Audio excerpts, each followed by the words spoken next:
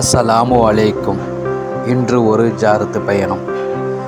நாகை மாவட்டம் அடுத்த பாப்பாவூர் தர்கா 421வது ஆண்டு கந்தேரி உர்ஸ் முபாரக் இன்று ஆரம்பம்.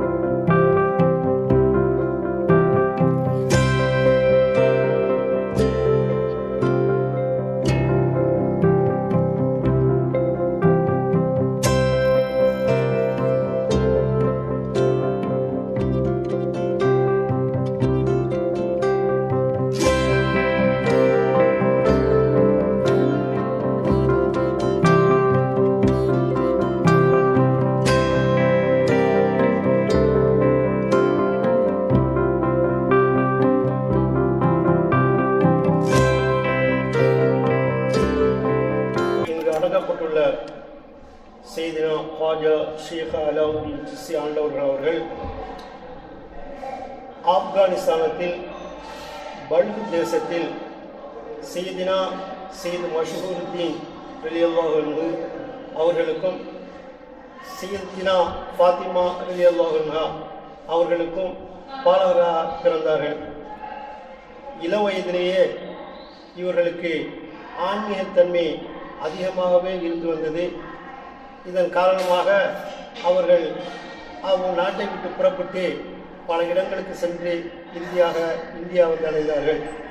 இங்கு வந்த பிறகும் அவருக்கு ஆன்மீகத்தன்மை அதிகரித்து மக்களுக்கு சேவை செய்வதிலும் இறை நம்பிக்கையை போதிப்பதிலுமே அவர்கள் இன்புற்றிருந்தார்கள்.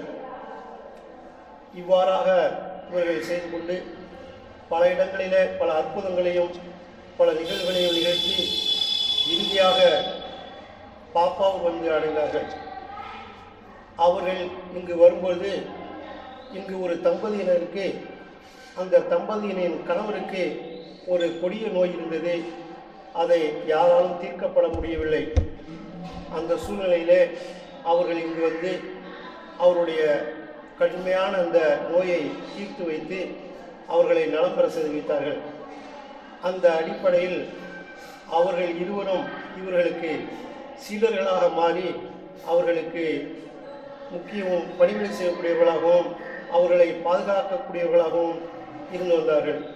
அவர்கள்தான் இவர்களுடைய பக்கத்திலே அடக்கப்பட்டிருக்கின்ற சித்தினா ஹபீபம்மா அவர்களும் மௌலானா ஹசரத் தசீல் சாஹிப் அவர்களும் ஆவார்கள்.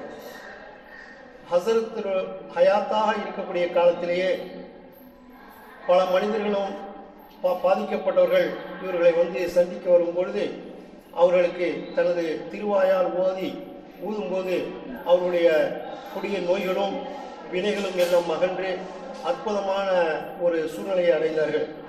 அதன் காரணமாக மக்கள் கூட்டம் கூட்டமாக வந்து அவர்களை சந்திக்கவும் தரிசிக்கவும் ஆரம்பித்தது. ஹசரத் சுமார் 413 வருடங்களுக்கு முன்பு முஹர்ரம் மாதம் பிறகு 20 முஃபாத்தாகி இங்கு அடக்கம் செய்யப்பட்டார்கள். அதிலிருந்து இந்த தர்கா ஷரீஃப் இங்கு இருந்து வருகிறது.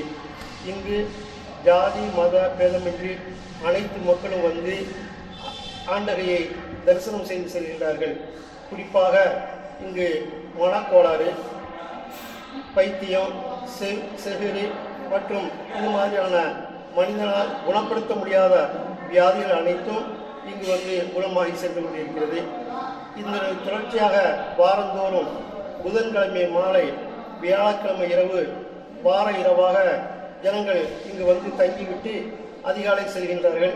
மேலும் இந்த வியாழக்கிழமையில்தான் சைனா ஹாஜா ஷேக் அலாவுதீன் அவர்களின் உஃபாத்தான நாளாக சொல்லப்படுகின்றது. அதன் காரணமாகவே இந்த வாரக்கிழமை நடைபெற்று வருகிறது.